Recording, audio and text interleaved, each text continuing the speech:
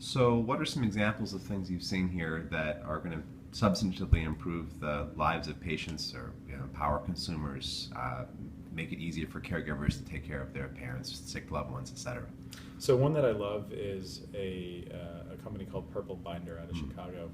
And actually, I love them for a couple of reasons, one of which is that it was started by a couple of alums from my alma mater, University of Chicago.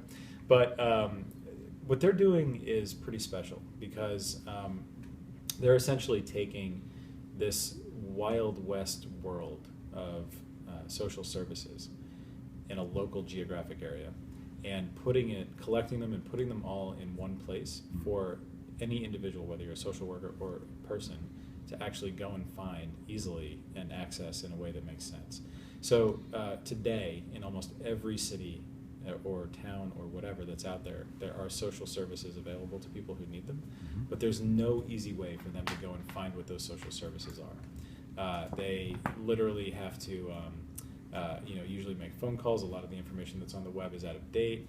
It's pretty crazy. So what they've done is actually gone out and scoured the cities for these different social services, gotten all the right information, put them in the right formats, and tailored the user experience of the site to people who actually might need these services in emergency situations, in normal situations, whatever.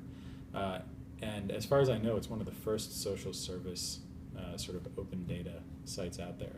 But the service that they're providing is such a good one, right?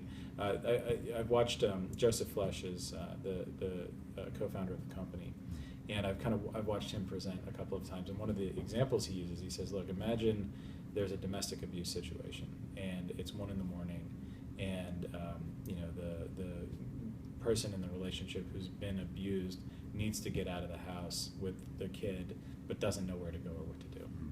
Who would you call in that situation, right?